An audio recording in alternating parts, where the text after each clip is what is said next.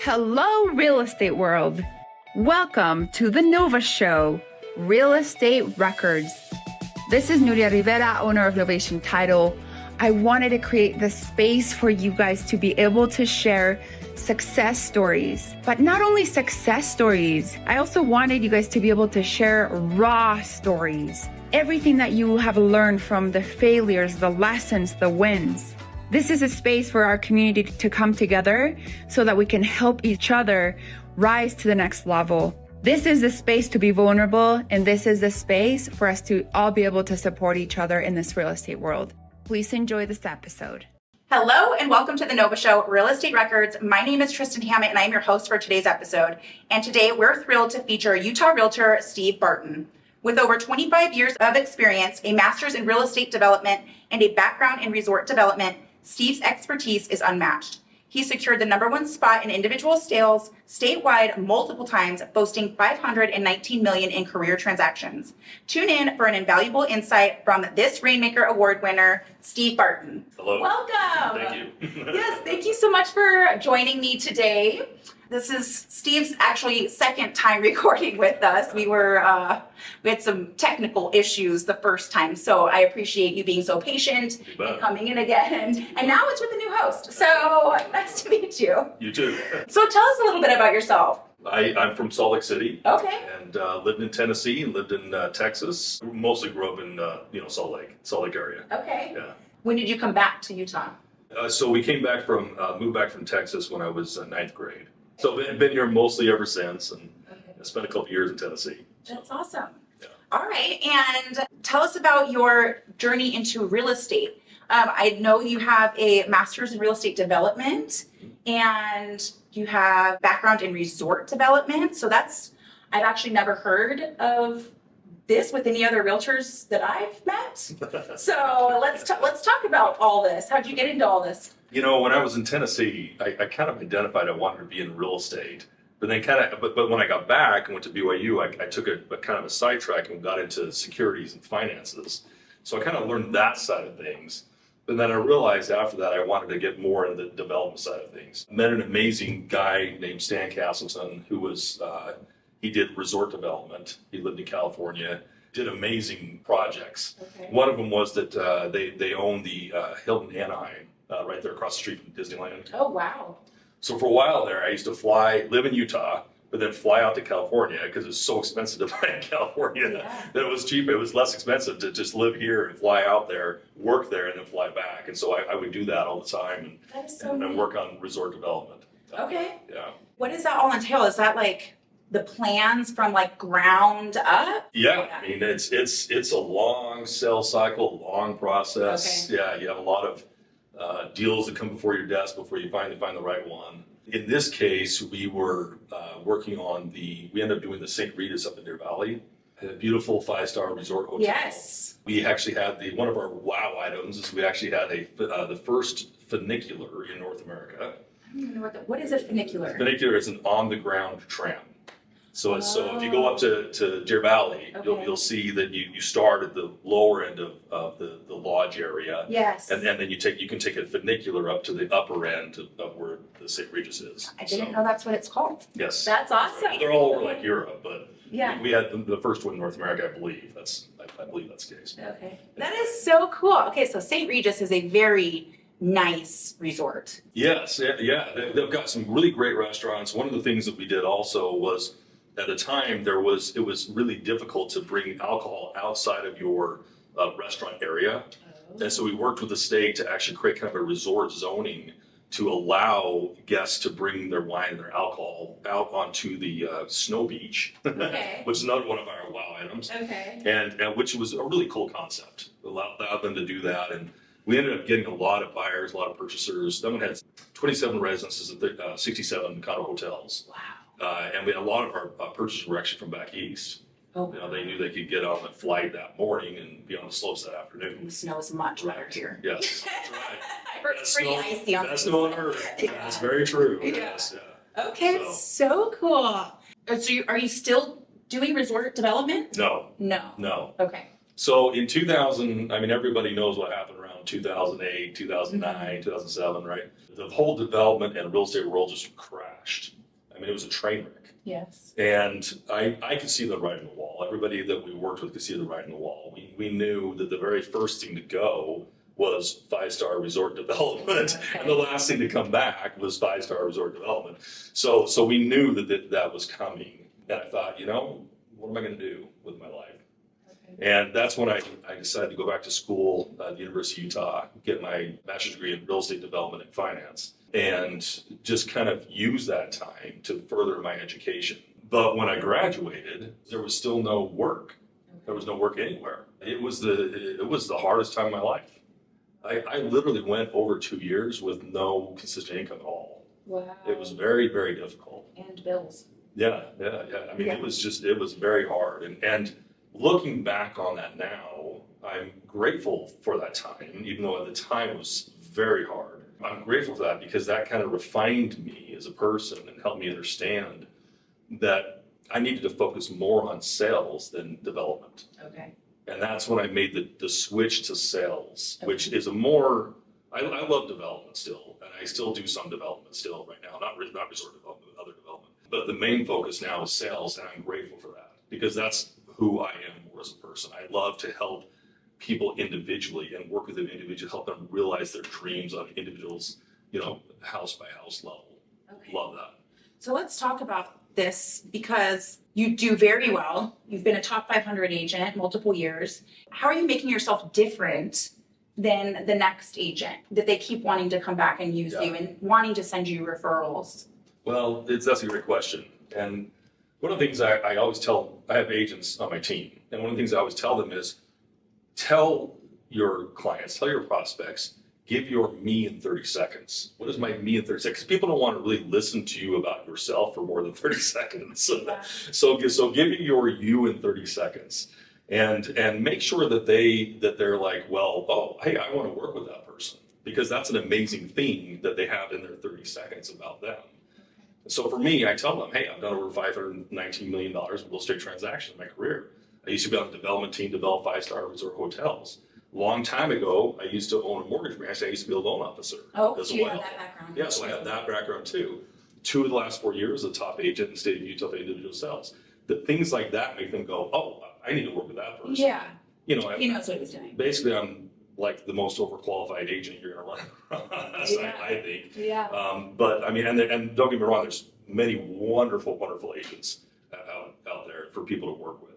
But that's my me in 30 seconds. Wow. Okay. So. Very cool. So what are some of the things that you do to stay in front of your SOI and your clients? Do you have events? Do you make phone calls?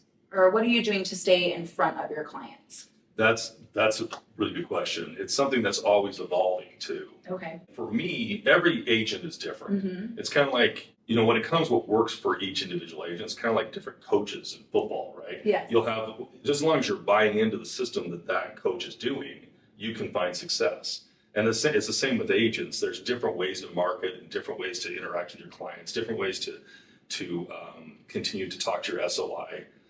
The main way for me personally is I just receive leads and referrals, I should say, just through my clientele because I've let them know I'm here to take care of them and I'm going to do whatever it takes to care of them. And we're going to adapt the way that we're doing things to help make sure that we're taking care of them.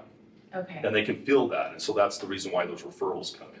Just keep coming in. Mm-hmm. That's awesome. Yeah. That I would love to have a referral business because cold calling would not be my that's- favorite thing That's to not the do. funnest thing in the I world. wouldn't be doing any business if I wouldn't be doing it. So, okay, very cool. You have a team. Yeah. How long have you had the team and what made you decide to go? Well, the team, we help each other. Okay. Sometimes one of us might go out of town, the other one can do showings for your clients or whatever, you know what I mean? Okay. It's good to have a team so that you can have that synergistic flow that's hopefully seamless for the most part for your clients. A lot of agents that I speak to, they need help. They don't know where to start and when do I need to get that first person? Who is my first person? So how did you know and when, to start adding on a team? When it became apparent that I couldn't I couldn't do everything myself, Okay. basically. Okay. You know, you need help. You need to be able to make it so that your clients don't feel like you're not giving them the time that they deserve. You know, one of the things that we teach that we talk to our clients, and one of the things that I personally love and kind of specialize in is helping people build their portfolios. Okay. And what can we do? Because if you go look at a list of millionaires, 80-90% of those people are in real estate. Yes. Seriously, that's how you build wealth, the most risk-averse way. Mm-hmm. And in my opinion, Yeah. you know, I mean, you have NBA stars on there and stuff like that, right? But what are the chances of getting the NBA? Right. Yeah. So one of the things I love to do is I love to help people realize and start building a portfolio. And I made the mistake when I was younger, when I was at BYU, a really interesting story happened. Yes. I was at BYU. I was selling suits, ZCMI, and which is, you know, Macy's today. Oh, okay. Yeah. I'm not from here either, so I'm like, I don't know what Yeah, ZCMI. Yeah, it's a department store that I think somebody else bought, and then Macy's bought them anyway. Okay. I was selling suits, and my manager, Craig, he was an awesome guy, and he was selling suits. And I graduated, and I was getting close to graduating, or I was a junior year, I think. And that's when I mentioned that I got into securities, right, and finances. Mm-hmm. And so I went to Craig and I said, "Hey, can I stop by and, you know, sell you some life insurance or something?" You know, he's like, "Sure, yeah, come on over, sure, yeah, that's fine, right?"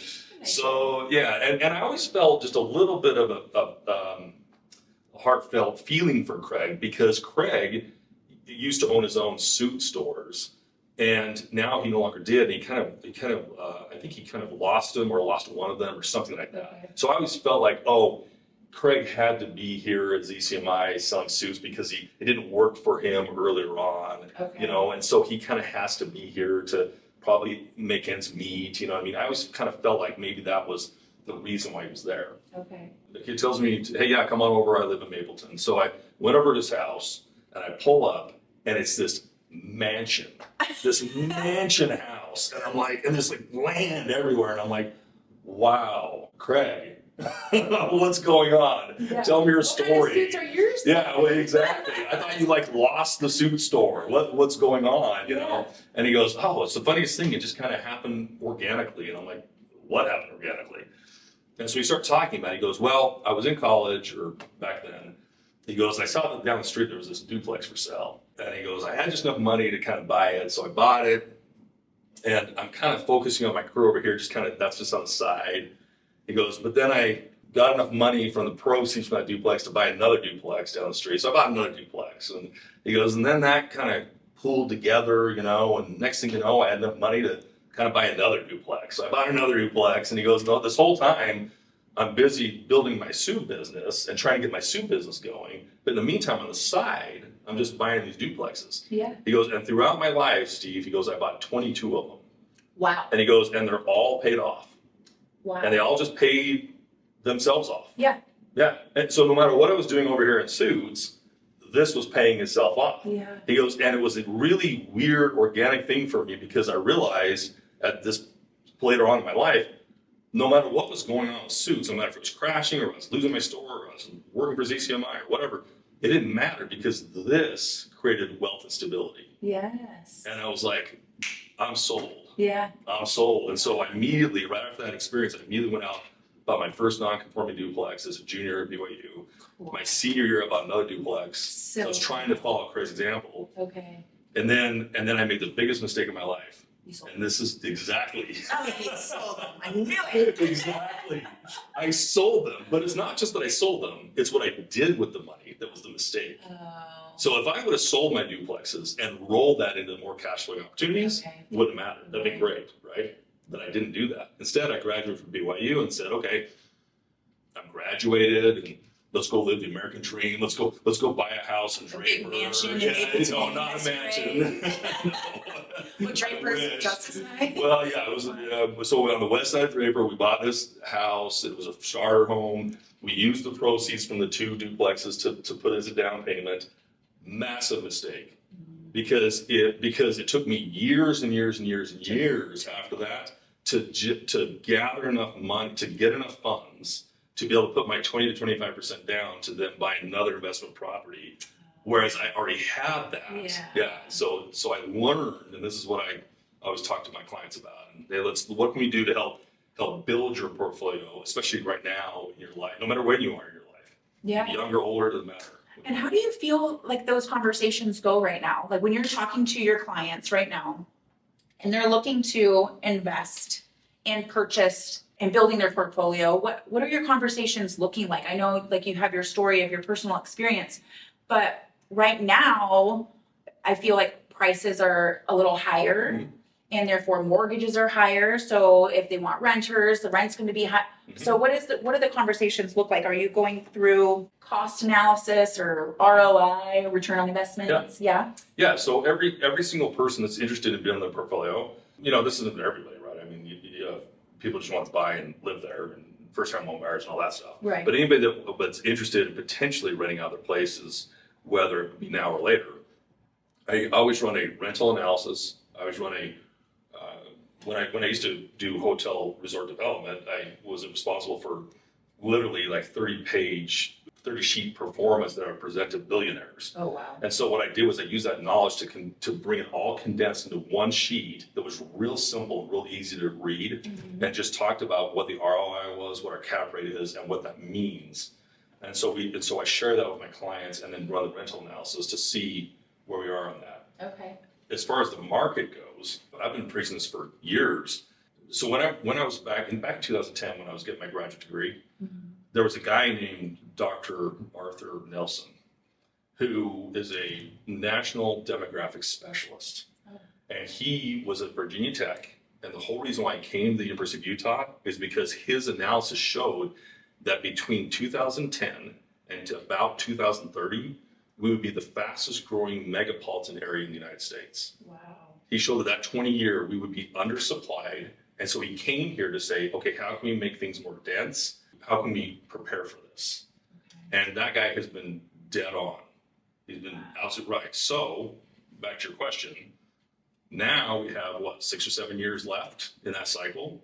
And it's been true so far. He's been very accurate. All the analysis that we're studying are showing that we still should be undersupplied.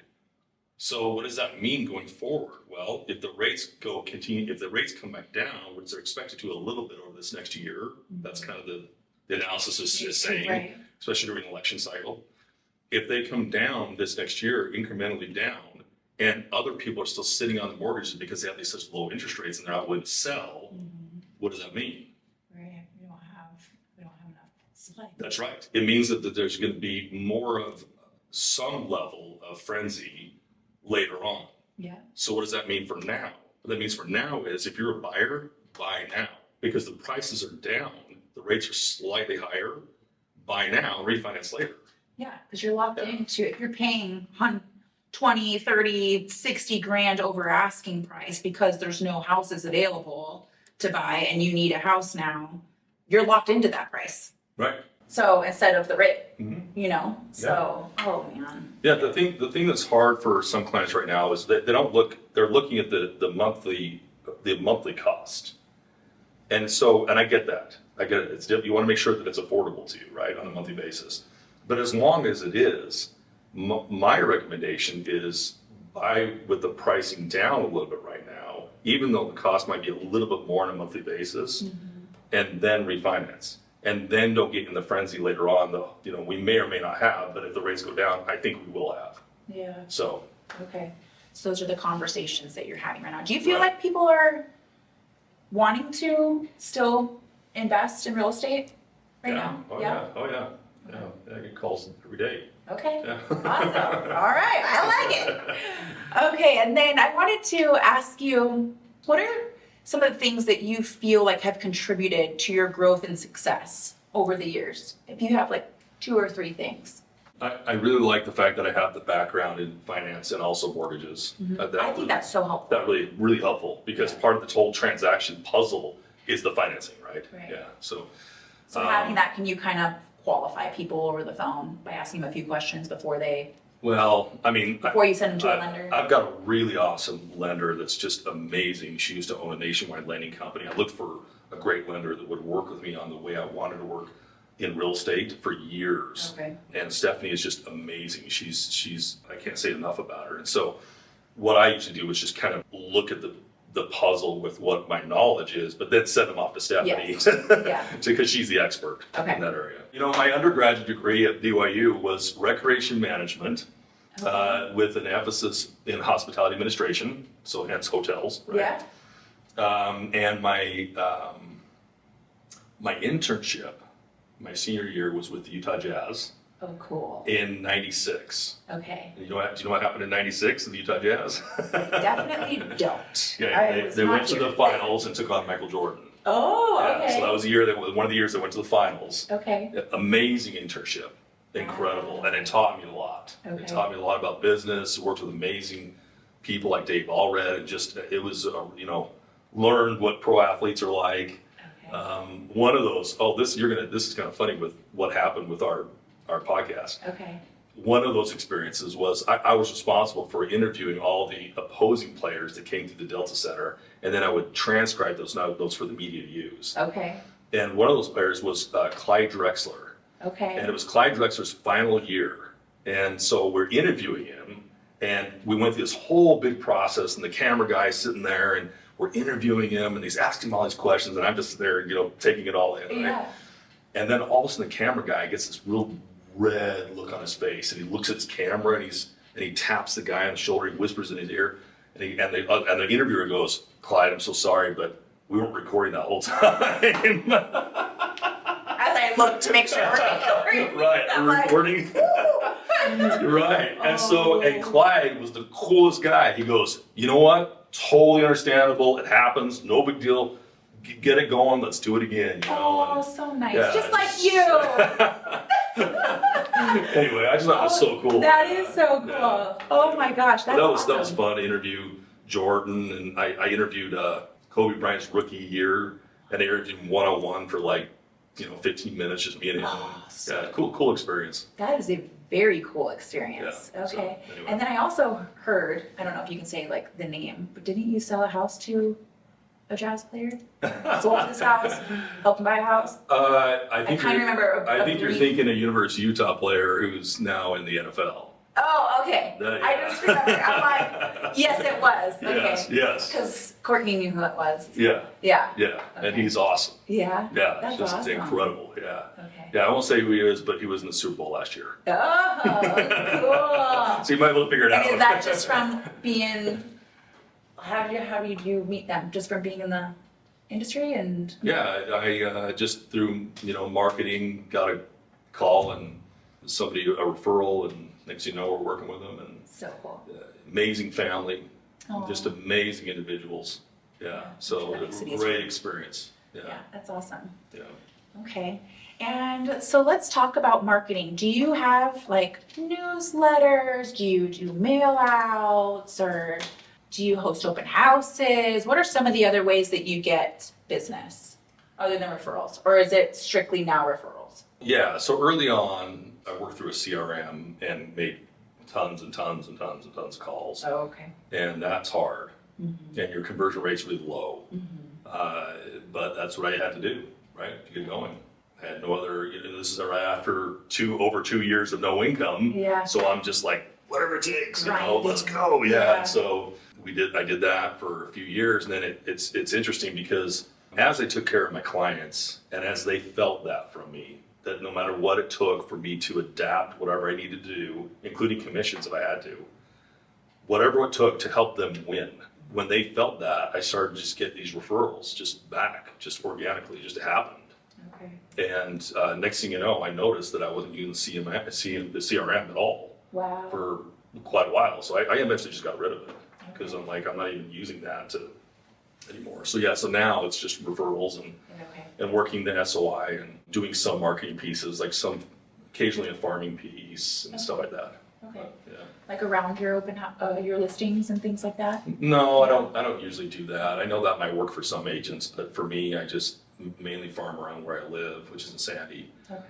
Okay. Just occasionally. And yes, I'll run open houses when it makes sense to run them.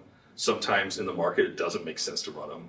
Sometimes a certain type of house, it doesn't make sense to run them. Okay. And then other times it does. What does your day to day look like? Do you go to your office? I know you were just at a meeting.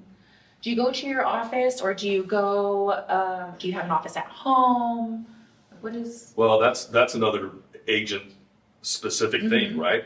I remember when I first got on with my brokerage, there were people there that would say, oh, I can't believe so-and-so's, in the office so much, because that must mean that they're not working that much. I'm hardly ever in the office. I'm out in the field, right? Yeah. And it's funny because as I became an agent, as I learned what worked for me, I realized I'm actually just the opposite. I like to be in the office. Okay. I do the majority of my qualification. Personally, I think that a lot of agents, unfortunately, spin their wheels where they don't need to. I spend a lot of time in the office working with the client on the phone to make sure we're ready and we're finding exactly what we need to find and we're qualified, you know what I mean, before we even go look. Yeah, and so the majority of my time is actually in the office. I just go out once in a while for showings and, stuff like that, so listings, yeah. Yeah, I've found like a common denominator with a lot of top producing agents is that, and it's not all of them, of course, like you said, but most of them, they do go in the office. Yeah. And they're working from the office, and I think that has a lot. That's a great point. It is, Yeah. and it's just I think also being around other people that are producing and surrounding yourself with those types of people, if that's what you want to do, Right. And that's not for everybody, right? Right. I mean, there's top producing agents that don't go in the There office. is, There there is. is. So, Yeah. so it's just whatever works for you. Yeah, Yeah. and I've found that with most of them. Right on. Yeah, they go into an office, which is That's cool. interesting. Yeah. What's a piece of advice that you would give to your new agent self? So one of the things that I learned when I was in the financial business, securities license, and doing that stuff, very, very difficult road too. I learned that it's important to set not just one goal. If you just set one goal, what happens is you tend to set that goal high because you want to stretch yourself to reach that goal, right? But if you set that goal high and you don't reach it, what do you feel like? You're like, oh, down yourself. Yeah, exactly. You're down yourself. You're like, oh, I was a loser. I didn't hit my goal, right? Yeah. Okay. So what I learned in that industry is that if I set two goals, if I set a go for a goal, Okay. which is like, this is my go for a goal. If I hit this, I'm rocking it. Yeah, I'm winning. I'm totally killing Yeah, it, right? yeah. But I also have another goal. My other goal is a minimum standard of excellence. Ooh. This is my minimum standard of excellence, my MSE goal. Okay. So I have a GFI goal and an MSE goal. And my Okay. MSE goal, my minimum standard of excellence, is exactly what it says. This is my absolute minimum and my standard to have excellence. Okay. And no matter what, hell or high water, it does not matter what it takes, you have to hit that goal. Okay. And so you set that goal accordingly. And then that way, when you fall somewhere in between, you're really going for your go for a goal, right? Right. But if you fall somewhere in between, what do you feel like? You're like, okay, all right, I at least I exceeded my Minimum standard minimum of excellence. standard of excellence right, goal. Right. and I still got work to do. Right. But I'm in the frame. But I I'm feel like a winner. Yeah.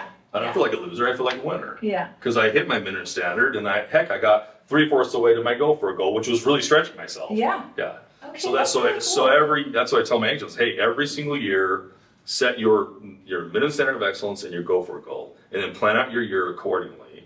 And then the second key piece of it is keep track of your success. Okay. Keep track of it, because if You know all your numbers? That's right. Okay. I have to admit, during the crazy period over the last few years, Yeah. I kind of got away from keeping track of it because it was so busy. I just pulling my hair Like out, and I don't the have very much admin, hair like, to pull out. yeah. So, yeah. So I'm pulling what remaining I wasn't hair agreeing with I have out. And like, Right. And because it's so busy, Yeah. and it was difficult, candidly, to keep track of everything you're doing. But now the market has slowed down, and so it's easier to do that. So I'm getting back to that. Okay. now. Okay. And you go over that with your team? It, Or you teach them? yeah, I mean, I just teach them. I'm not one of those team leader agent guys who sits there and micromanages and has Okay. meetings all the time. We just do it on the fly, Okay. because I think that's your best way to learn, Yeah. really. I agree. And where do you see yourself in the next 5, 10 years?